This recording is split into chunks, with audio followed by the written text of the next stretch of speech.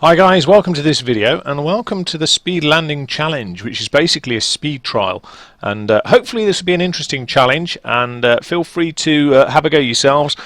And if you stick it on YouTube, then I'll put a link to your video into the description of mine, and you can sort of see how you get on. I'm sure there's going to be people out there who are absolutely going to beat the living daylights out of me time-wise, but such is life. Now, the key for this is the guys at Sim720 very kindly gave me some airfields to have a look at, of which it included these airfields at East Frisian Islands, Germany. Frisian, I'm not sure how to pronounce it, please don't shoot me down.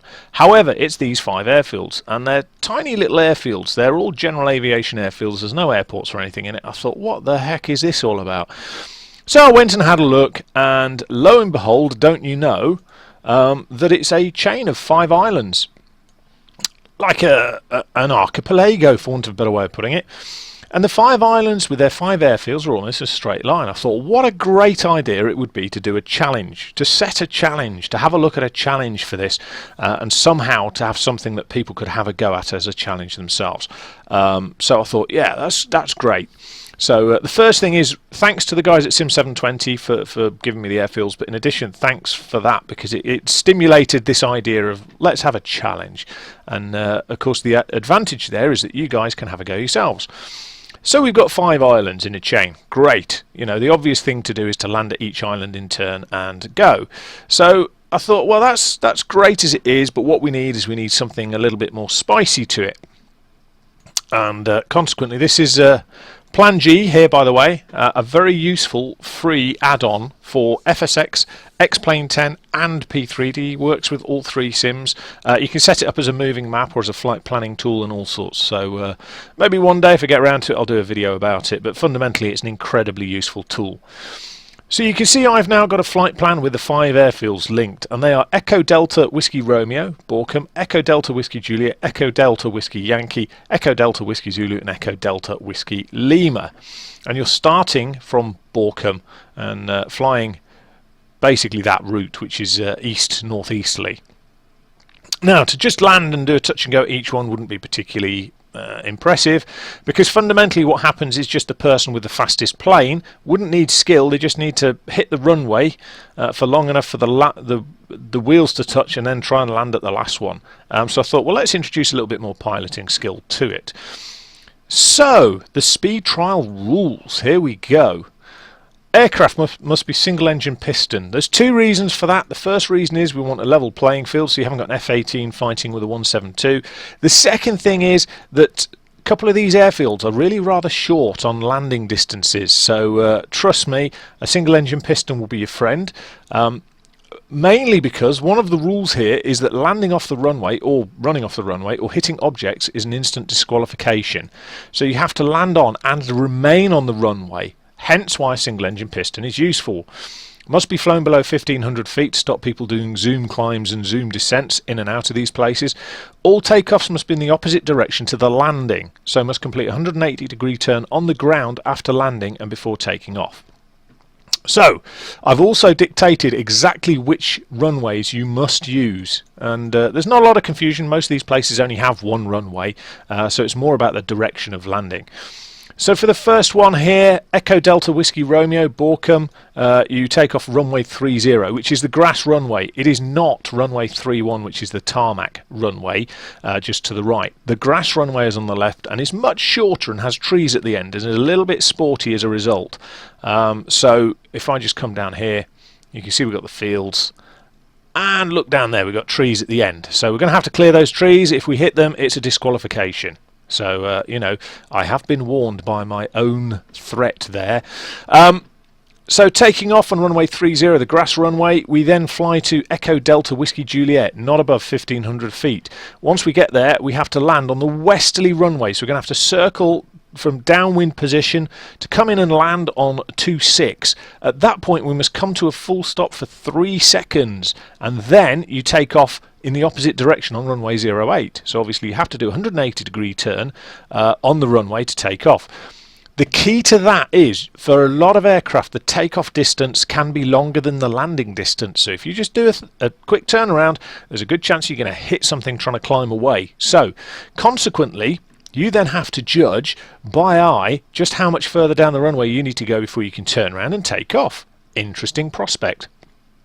Same thing at Whiskey Yankee. Come in, downwind, turn, and you can land on 27, come to a full stop for 3 seconds and take off on the reciprocal 09. Echo Delta Whiskey Juliet. Zulu is the same, which is Baltrum. Coming on runway 28, full stop 3 seconds, take off 10. And then finally at Whiskey Lima, you come in on runway 28 and the clock stops when you come to a full stop. So the clock starts when you release your brakes at Whiskey Romeo, and it stops when you come to a full stop at Whiskey Lima. It will become patently obvious as I go through it. The weather must be a wind of 280 at 10 knots. The key for that is it actually helps you shorten your landing and takeoff distances, and you can see up here, Plan G, I've got it synced to my sim, so it is showing 280 at 10. Now what I can do is I can just lock that. If you want to use a moving map or a GPS or whatever for navigation, feel free to. However, this is not a navigation exercise, so these airfields are pretty straightforward to find. What I'll also add at this point is these airfields are in the default scenery for FSX, P3D and X-Plane 10 as well, so there's no need to download additional scenery if you choose not to. The final things you'll see here are that damage and stress to the aircraft must be turned on, so I will show you my settings. Where are we going? Options, settings, and we'll go to general to start with. Realism, so here we go. Flight model, everything to maximum. You must have detect crashes and damages on. You must have aircraft stress causes damage, allow collisions with other aircraft, engine stress causes damage, and G effects. You must have all of those on. Flight controls auto rudder, not so bothered about because some people just won't have rudder pedals and others will. But fundamentally, that is the situation in terms of realism. And just to confirm, customize, go over to the weather here, advanced weather, and you can see that if I go to the wind, 10 knots at 280. That's mainly because of the runway alignment. So that's an average, if you like, of runway alignments that's useful for us. So without further ado, let's get going. So parking brakes on. Let's just jump into the aircraft and get going. Now, this is the Lancer Legacy. It's a nice nippy little aircraft. At the moment I've got it lightly loaded, so you will see, in fact, let me just set it up. Fuel and payload. Yeah, 25% fuel on the left, 25% fuel on the right tank. Right, as soon as I take the brakes off, what we're going to do is we're going to absolutely start to freight this aircraft. And this is a key point. We've set the realism settings so that the aircraft should brake if it's supposed to brake, G settings, all that kind of thing. So as far as I'm concerned, if it doesn't brake, I'm happy with that. This aircraft is set up so that if the flaps overspeed, it will chuck a flap off and throw me into the ground. So on occasions I might, for example, decide to lower my flaps outside the white arc. If I do so, then I'm taking a risk, but fundamentally that's my choice to do so. And we're pretty much ready to go. So the only thing I'm going to add now is I've got a little online stopwatch. Obviously every time I alt tab out the window to get to the stopwatch, it takes the sound off FSX or P3D in whichever case, P3D in my case. But what I'm going to do is I'm going to power up, and as soon as I release the brakes, we're going to go for it. And as I alt tab, this will come in and out, but if you wanted to double check, you can run a stopwatch alongside it, but I'm just going to leave that running, and let's see how we get on. So powering up, brakes are off, start the watch, and let's get back into the sim. Now I'm leaving the flaps up so that I have got very little aerodynamic braking as we come down the runway. 80 knots first stage of flaps, let them travel, and then we're going to yank. Gear up almost immediately that we're off the ground, flaps up, and we're going to turn. And around we go. Now the first heading is about 0.7 something, I think. So we'll just get round as quick as we can.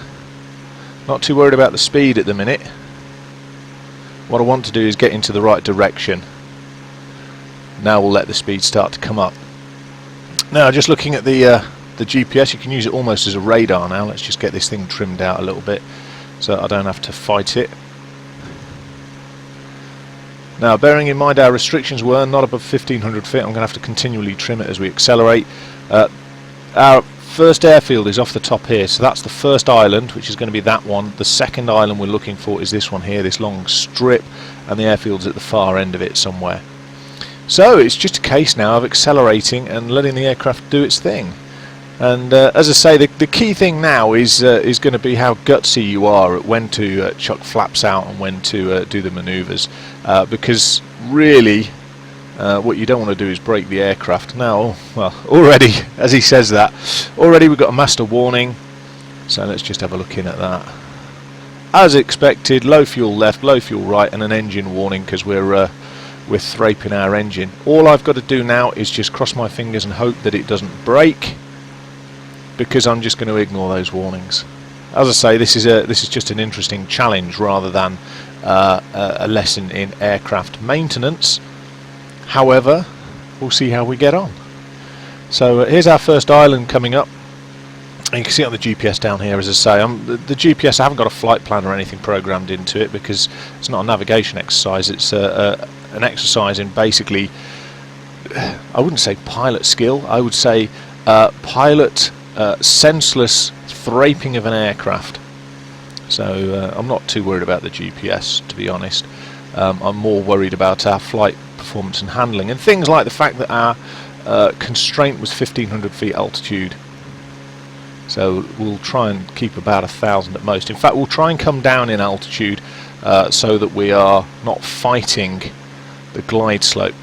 This thing with this aircraft, by the way, as it tends to get towards VNE, the little red line here, it will tend to struggle with its aerodynamics. It tends to get a little bit wibbly wobbly.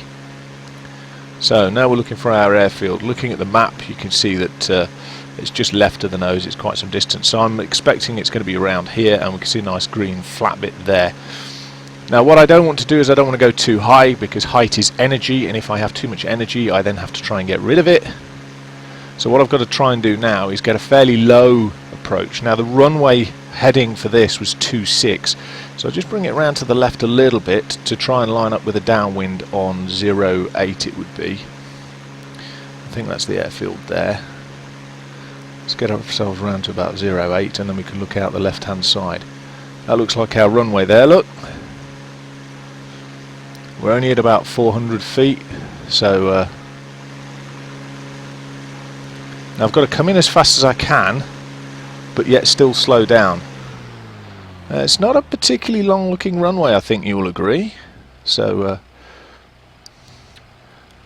past the end of it, let's give it a 5 count. 1, 2, 3, 4, 5, and around we go. And we're going to use G to wash the speed off. Get rid of the speed. We want the speed down as low as we can get it. Gear can come out now. There's our airfield. I'm going to risk the flaps. Full flap. Nothing but the best. Because I want the speed right down for this.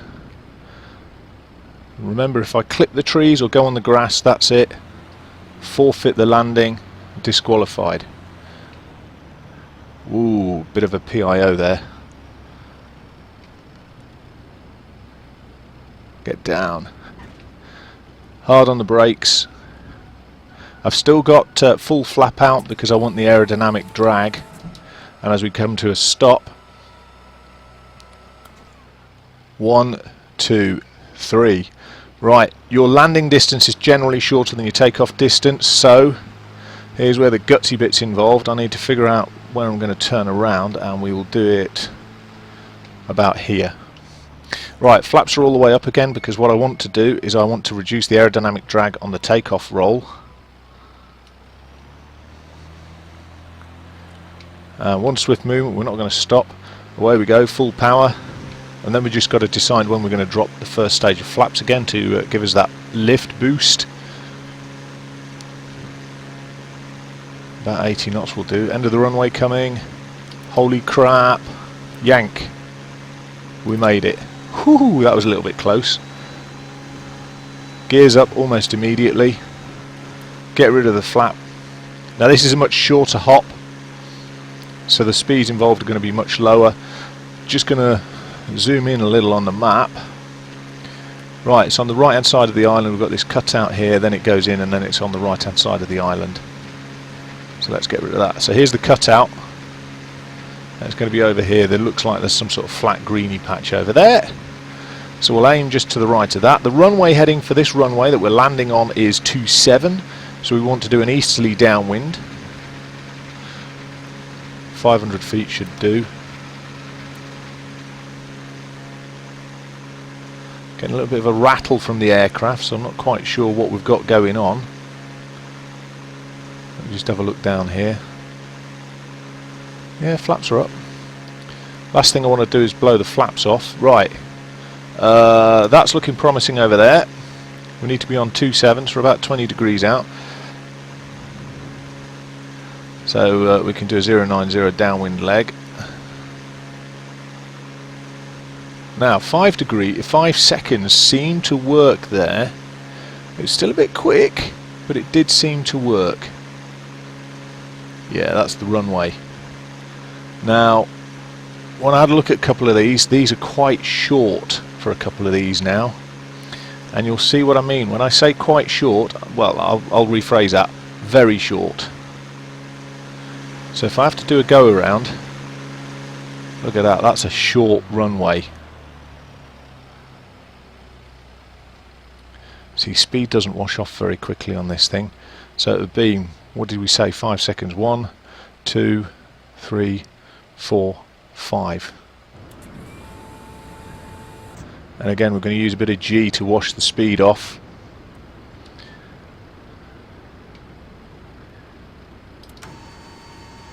If anything, we're getting a bit slow now. So let's get the flaps out. Ooh, we've gone wide on that as well. Speed's quite good, but we are high. So the speed's going to build as we come down now. We went very wide on that leg. Going to need power. Going to need power. Too much power. Now I've got to stop before the end of the runway. So I've still got full flaps. Now I'm going to take the flaps up, get the weight on wheels for the final bit of the braking. Get rid of the spoilers now, ready for our 3 count. 1, 2, 3, and we're away again. Flaps are all the way up. Now after our last experience, I'm just going to run it down a little bit longer, make sure we've got the time to take off. We use this intersectional just after this intersection. Could do without driving onto the grass as a result of this, and around we go. Try and do it in one smooth movement. There we go. Flaps are all the way up again, guys. I don't want any drag at this point. I'm not worried about lift, I'm on the ground. It's just drag I want to get rid of. Try and get, oh well, here's the touchdown markings. So 3, 2, 1, let's get the flaps moving. And there's the end of the runway. Soon as we're off the ground, gear up. Next one's not very far away again.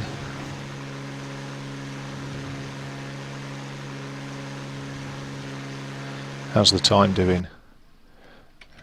9.5 minutes, 9:36. To be honest, I don't know if it's good enough or not. You guys can have a go at this, you can see what you think.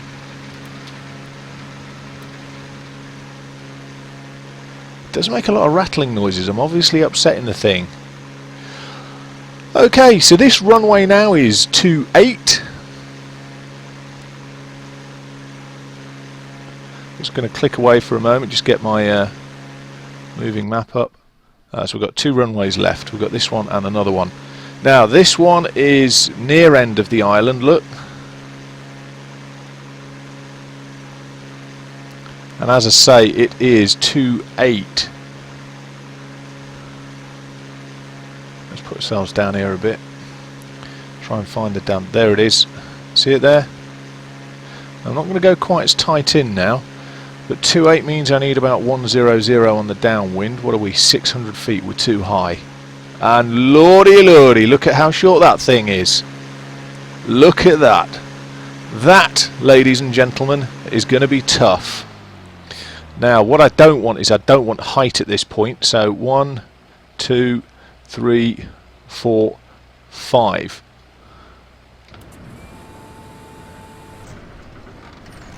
Ooh, you can hear the airframe groaning. Surely we should be able to get the gear out now without braking.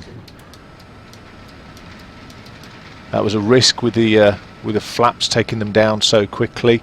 We're coming in fast. I need to get rid of this speed. Actually, it might fix itself. It is fixing itself. Don't touch the ground yet. Don't touch the ground. Get down. Get down. And stop. Stop, stop, stop, stop, stop, stop, stop. We're not going to make it. We're not going to make it. We are. One, two, three, and away we go. Now this is going to be a very tight takeoff. If you remember, I said that taking off takes more room than landing. It's not just that, it's a tight turnaround, look. Now what I'm going to do slightly different with this is I'm not going to do a rolling takeoff. Let's get the power up first. 1, 2, 3, and away we go. Again, no flaps down. I want speed. I want at least 60 knots before I put the flaps down. And I've got trees at the end of the runway. In fact, sod it. Flaps down now. I want the lift. I want the lift. Pull. Oh dear. Oh dear. Let's get the flaps up and get going. Right, last airfield now.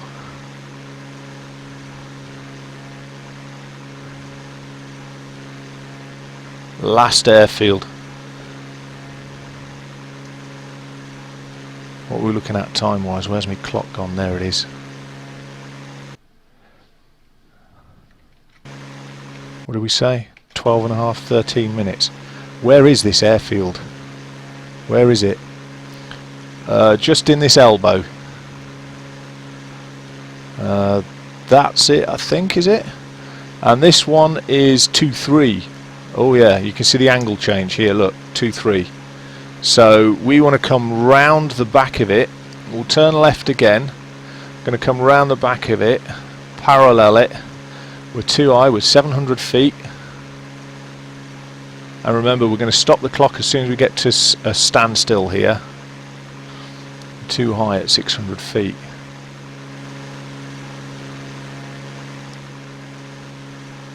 Now we can come round. 2-3, 40 degrees off 050 is the downwind.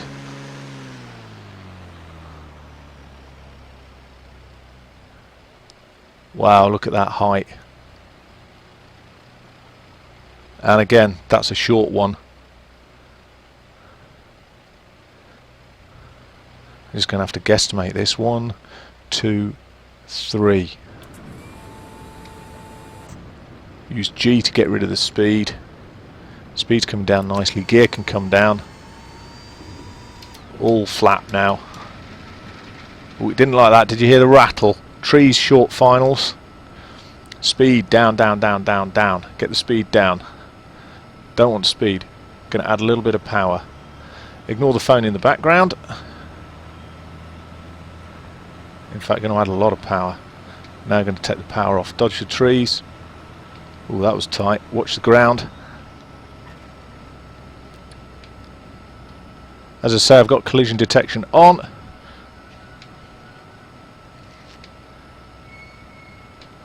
And as soon as it comes to a stop, we can stop the stopwatch. There we go. There we go. Oh no. 14 minutes 52 seconds. So guys, that's a challenge for you to beat. Hope you enjoyed the video. Please feel free to comment, and if you want to leave the video links for me, then I'll put them into my description. And hope you enjoy it, guys, because I certainly did. And take care.